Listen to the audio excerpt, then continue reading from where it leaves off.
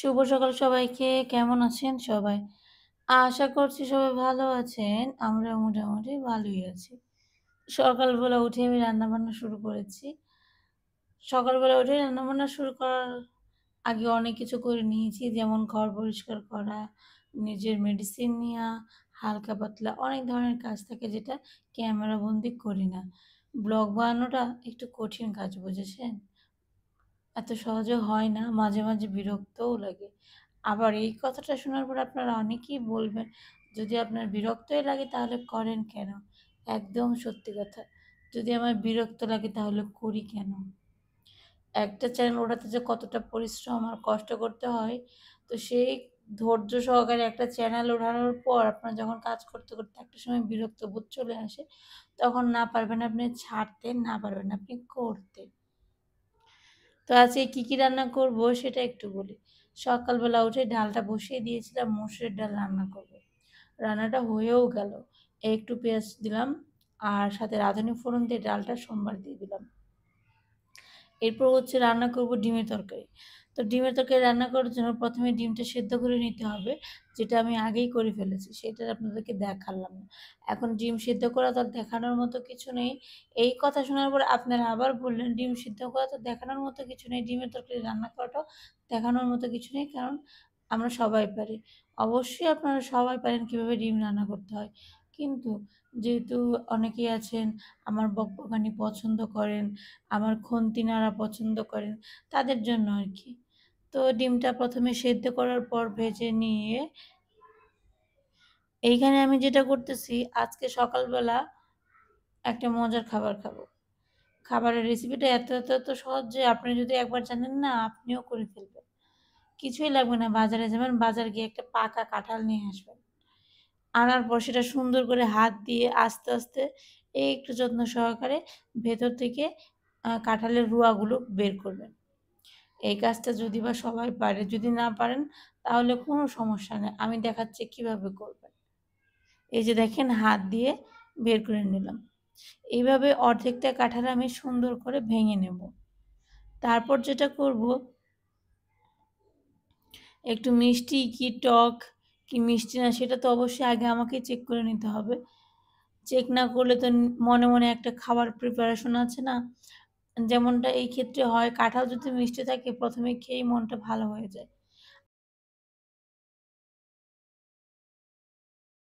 ওই আশাটা আর থাকে না যে কাঁঠালটা মিষ্টি হবে। কারণ অলরেডি তো আমি খেয়ে ফেলেছি। যার কারণে খাওয়ার সময় আর এটা মনে হয় না। তো কাঁঠালটা খেয়ে যেটা বুঝলাম কাঁঠালটা খুব বেশি মিষ্টি না, হালকা মিষ্টি। তবে আমাদের জন্য সবথেকে বেস্ট। সুগারের পেশেন্ট হয়ে যদি মিষ্টি খাবার মুখে ধরে তাহলে আর জীবন নিয়ে বেঁচে থাকতে হবে না। অচিরেই ঝরে যাবে এই জীবন। তারপর আর কি কাঁঠালটা সুন্দর করে প্লেট ভর্তি করে ভেঙে রেখে আসলাম। এখন আবার আসছি রান্নাঘরে কারণ আমার ডিউটি এখনো শেষ হয়নি। তো ডিমটা ভেজে তুলে নিয়ে চলে গিয়েছিলাম সকালের খাবার রেডি করতে। এখন আসছি দুপুরের খাবার রেডি করতে। তো ১ম এ হচ্ছে আলুটা ভেজে তুলে নিলাম। ভাববেন না যে ফেলে দেবো, একদমই ফেলে দেবো না। এইটার মধ্যেই রান্না করব। একটু জিরে ফোড়ন দিলাম, সাথে দিলাম হচ্ছে পেঁয়াজ। একটু আস্তে করে বড় করে পেঁয়াজ কুচি করেছি আর দিয়েছি গরম মসলা ফোড়ন। আজকে রান্না করব আনকমন একটা তরকারি। খেয়েছেন নাকি কখনো?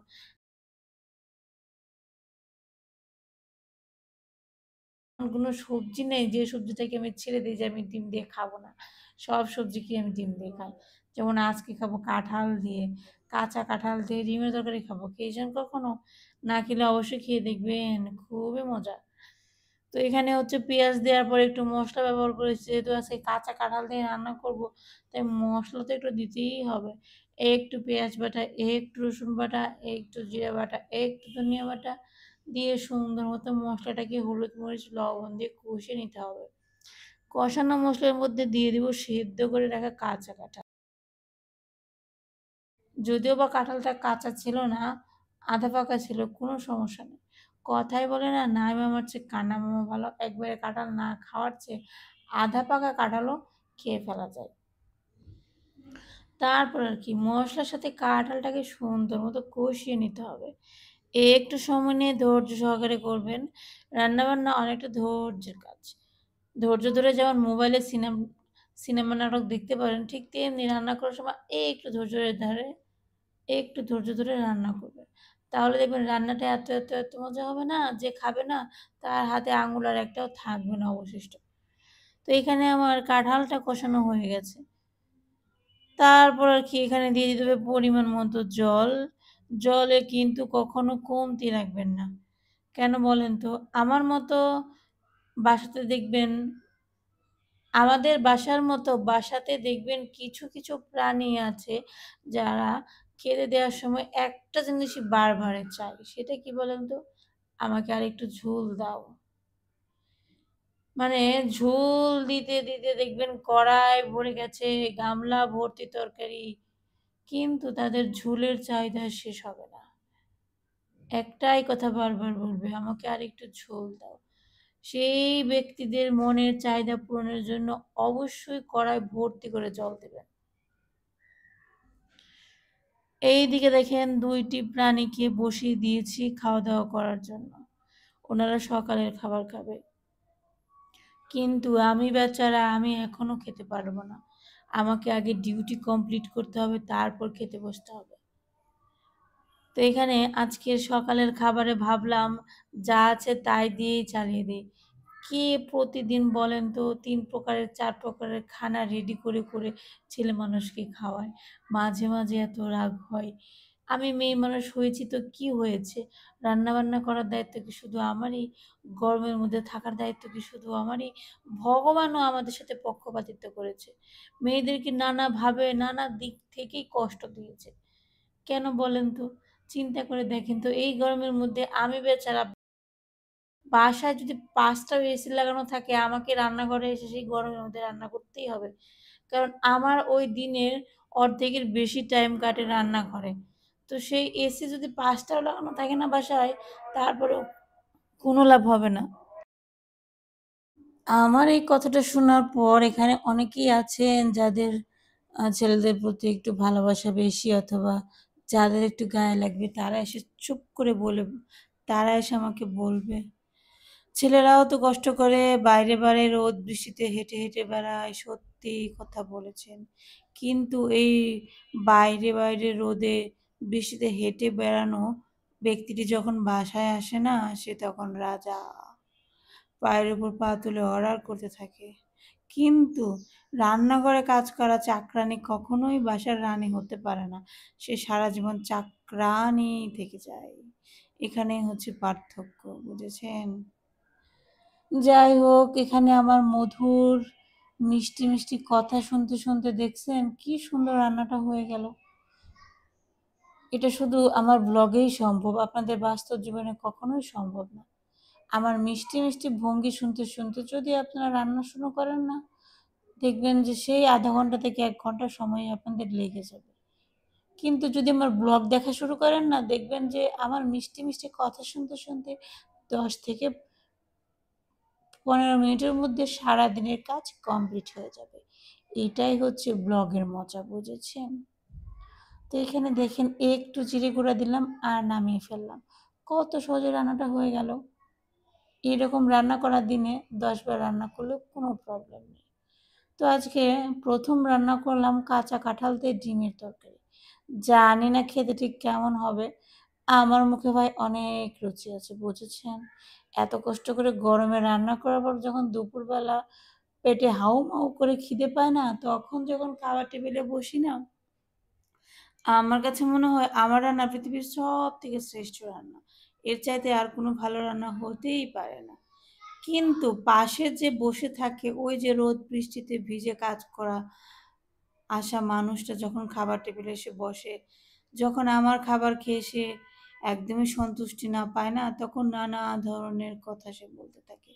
সেই কথাগুলো শোনার পর মনে হয় তাকে ধাক্কা মেরে রান্নাঘরে পাঠিয়ে দেই আর বলি, "তোমার রান্না তুমিই করে খাও।" তো আপনাদের সাথে রান্না-বান্না শেয়ার করলাম। এখানে আরেকটা গুরুত্বপূর্ণ কাজ শেয়ার করি। আপনাদেরকে আগের ভিডিওতে দেখিয়েছি যে খুবই তাড়াতাড়ি আমি আমাদের এই বর্তমান ঠিকানাটা চেঞ্জ করে একটা নতুন ঠিকানায় অবস্থান করতে চলেছি।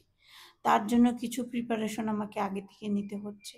সেই প্রিপারেশনের সবথেকে বড় অংশটা হচ্ছে আমাদের বাসায় আমাদের জিনিসের চাইতে সবথেকে বেশি জিনিসটা যেটা সেটা হচ্ছে আমাদের দোকানের স্মৃতি।